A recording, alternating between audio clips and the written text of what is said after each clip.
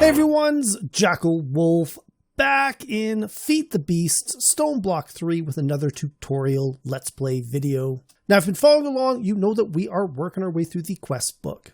Last episode was all about getting clay in our world. We used a dripper to do that. The reason we need clay in our world is that it's a major component for our melter as well as our smeltery. And as you can see, I've got all of that pretty much ready to go. Except I noticed that we got a little bit of a bottleneck here. While I've got all of the components necessary to make the melter, I don't have any gold to make any casts. And as far as the smeltery goes, I'm actually short some copper. Now, as far as the casts go, I could use sand to make a sand cast. Those are one-off items though, so they're not really useful for any sort of automation. Getting copper and gold in our world, though, is fairly simple. First off, though, we got to build ourselves an encased fan. Using a source block of water, we can actually bulk wash sand. That's going to get us the gold and the copper that we need. But before we get started, now would be a great time to click on that subscribe button, hit that notification bell. That way you're alerted every time I post a new video to my channel. Also, if you're enjoying this content and you want to support, click on the join button down below. Check out all the perks I've got available for my community members. Alternately, you can check out my Patreon page. There's a link down below in the description. But enough about that. Let's get back to the video.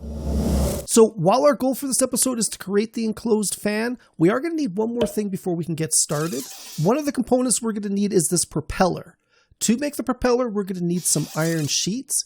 To make the iron sheets, we've got a couple of different options. First off, we can use the engineer's hammer. To do that though, we're going to need a piece of string. Now, I started in the traditional stone block world, but if you used one of the alternate world types with the grass floor, you basically got grass growing all over the place that you can break fairly simple, which should eventually drop some hemp seeds. If you farm those seeds up, you'll get some hemp fiber. 3 hemp fiber in a crafting table will get you a piece of string. Alternately, the second option we've got available to us is to create ourselves a mechanical press. To create a mechanical press, we are first going to need some andesite alloy.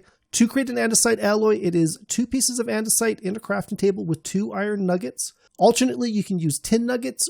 We've been getting both iron and tin from our millstone, so feel free to use whichever one you got the most of. I'm going to take these 2 andesite alloys right away though. We're going to put them right back into the crafting table, one on top of the other. That's going to get us a shaft. Now the second item that we're going to need is a andesite casing. To craft this, we're going to use the manual item application.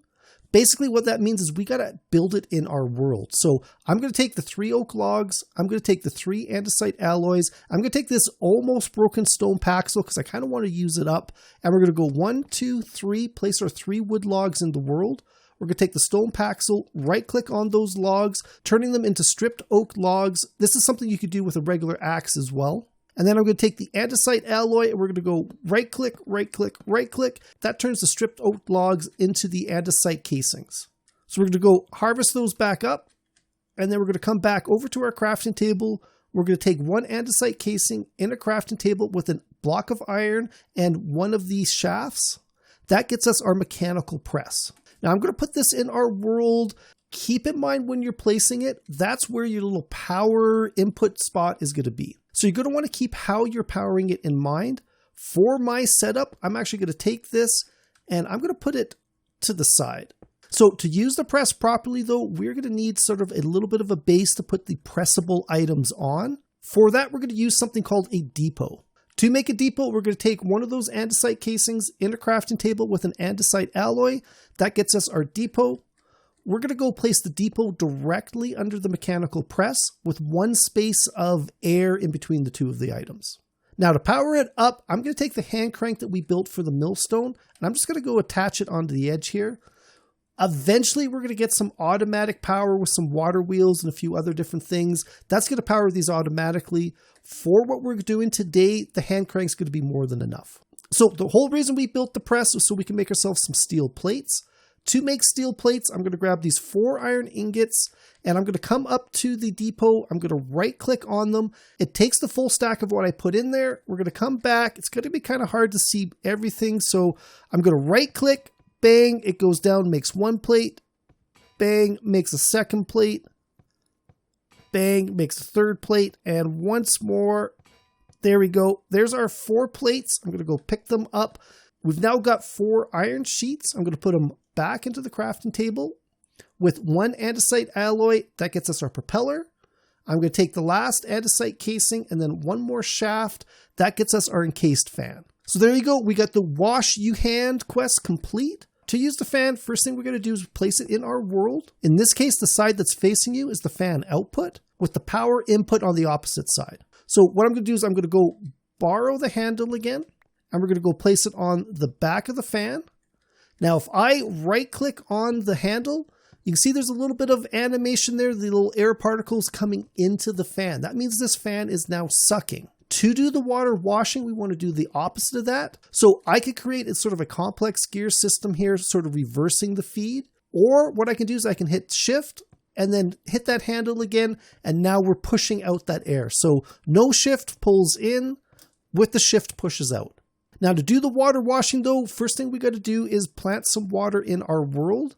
Rather than make a huge mess, I'm going to go throw down some of these slabs here so we can kind of contain the water. And then I'm going to put the end pieces as a full block. That's because we're going to be throwing items in there. And if they're too short, they'll actually pop up on top of the slabs. Then I'm going to go take the bucket of water. We're going to place it right in front of the fan. And then I've got a full stack of sand here. As a demonstration, we're going to go throw one into our little area. And then I'm going to go push the fan, hit the shift. So we're pushing forward, and then after a few seconds, oh, there we go. Doesn't look like I got anything off of that one. So it is sort of a random chance. We'll do one more as a single item. We're going to go shift, hold that in place. And then after a few seconds, there you go. This time we got some copper, which is perfect. That's exactly what we were looking for. Now, we don't have to do these one at a time. We can actually do, full blocks of them as well. So there's almost a full stack worth of sand. We're going to shift, hold the fan down, and then in the similar amount of time as the other ones. Oh, I'm getting too hungry there. Let's go eat up really quick.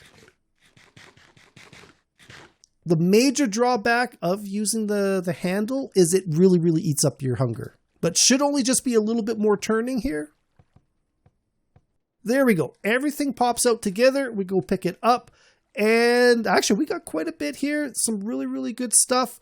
We got 16 raw copper. We got 13 raw gold. Both of that's enough for our next steps with the smeltery. But we also picked up some nickel, some silver, some fluorite, some sulfur, some apatite, and some more clay balls. So before I forget, let's go jump into our quest book. Whoosh Your Hand quest, make an enclosed fan, random reward, more honey cakes. All right, that's not too bad considering how much work, how much energy it took for us to power that fan manually. It's probably good that we got some food. Now, the other quest out here for the washing, we're missing one more type. So one other thing that we can wash through here is dust.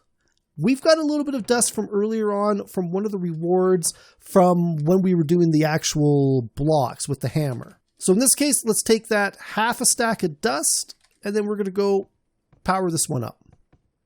There you go. We've got a whole bunch of other stuff. Bone meal, that's going to be important going forward. Redstone's going to be important. Certus dust, that's going to be important as well. And then, yeah, we've got that second quest for the day, washing some resources. So that's really perfect. We're going to take that random reward. Redstone upgrade for functional storage. You know what? That's not really going to be useful for us right now. I'm not going to worry about it too much. Let's throw it in our treasure chest. But that's going to be it for this one. Hopefully you guys found it useful. Hopefully you guys found it entertaining. I'll see you guys next time. Good.